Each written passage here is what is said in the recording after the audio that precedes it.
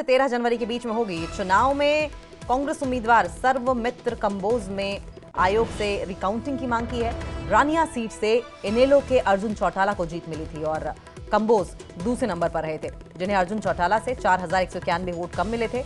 हार के बाद कंबोज ने धांधली का आरोप लगाया था और चुनाव आयोग से रिकाउंटिंग की मांग की थी, जिस पर चुनाव आयोग ने उन्हें 9 से 13 जनवरी के बीच बुलाया है और इस दौरान सिरसा के जिला वेयर हाउस में ईवीएम में पड़े वोटों की दोबारा गिनती होगी।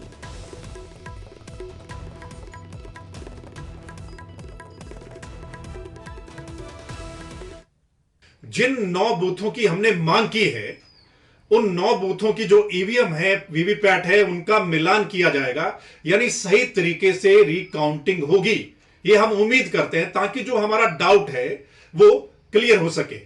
हालांकि जिस हिसाब से नतीजे आए पूरे हरियाणा में, उसको देखते हुए हमारे कुछ साथियों ने पंजाब और हरियाणा हाईकोर्ट में भी पिटीशन दाखिल की हुई है, कई सारे साथियों ने, और पहली बार इतने साथियों ने पिटीशन दाखिल की है।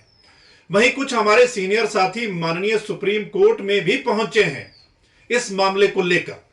तो वहां अभी क्या कुछ होता है वो अभी फैसला आना बाकी है। लेकिन रानिया का ये जो इलेक्शन हुआ है, जो मेरा इलेक्शन था, तो जहां हमें डाउट लगा वो हमने मांग की थी। अब निर्वाचन अधिकारी की ओर से हमें 9 से 13 जनवरी के बीच में बुलाया गया है। ये प्रोसीजर होगा। उम्मीद करते हैं सही तरीके से दोबारा वेरिफिकेशन, रिकाउंटिंग होगी ताकि हमारा जो शक है, हमें जो डाउट है, वो क्लियर हो सके।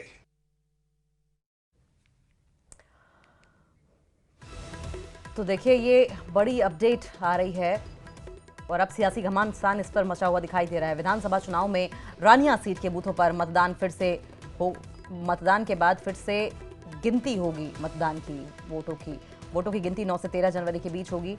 चुनाव में कांग्रेस उम्मीदवार सर्वमित्र कंबोज ने आयोग से रिकाउंटिंग की मांग की थी। रानिया सीट से इनेलो के अर्जुन चौटाला को जीत मिली थी और कंबोज दूसरे नंबर पर रहे थे, जिन्हें अर्जुन चौटाला से 4191 वोट कम मिले थे।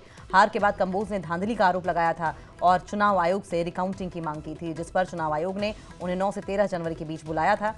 इस दौरान सिरसा के जिला वेयर हाउस में ईवीएम में पड़े वोटों की दोबारा गिनती होगी। तो अब ये मामला जो है वो सियासी मोड़ लेता चला जा रहा है, क्योंकि सर्वमित्र कंबोज की ओर से वोटों की काउंटिंग में गड़बड़ी की बात कही गई और अब इस पर दोबारा वोटों की गिनती की मांग के तहत दोबारा वोटों की गिनती की जाएगी।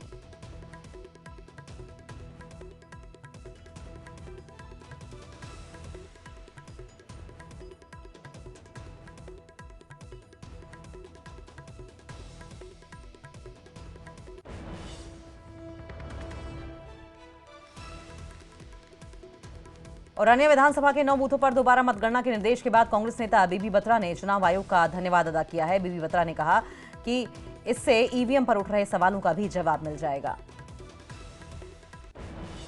लगा कि हरियाणा में अक्टूबर में विधानसभा चुनाव हुए थे, जिसमें भारतीय जनता पार्टी ने पूर्ण बहुमत से प्रदेश के अंदर सरकार बनाई। उसके बाद कांग्रेस पार्टी ने आपत्ति जताई और कई जगह ईवीएम में गड़बड़ी की बातें भी सामने आई। अब रानिया से कुछ बूथों पर रिकाउंटिंग की बात सामने आई है। इलेक्शन कमीशन ने फैसला लिया कि 9 बूथों पर रिकाउंटिंग होगी। हमारे साथ कांग्रेस के वरिष्ठ नेता हैं भारत भूषण बत्रा। बत्रा साहब, कैसे देखते हैं इसको आप? इसका मतलब ये है कि कहीं ना कहीं ट्रांसपेरेंसी में गड़बड़ है। जो इलेक्शन कमीशन इस बात के लिए अलेज करता है कि कोई ऐसी दिक्कत नहीं है, हर एक जगह ट्रांसपेरेंट है और फुल प्रूफ की बात करते हैं। वहाँ पर जब उन्होंने इलेक्शन कमीशन ने 6 पोलिंग बूथों की रानिया के अंदर 9 पोलिंग बूथों की रानिया के अंदर रिकाउंटिंग का ऑर्डर दिया हुआ है। ये रिकाउंट के ऑर्डर के बारे में इलेक्शन कमीशन को जल्दी फैसला लेना चाहिए था,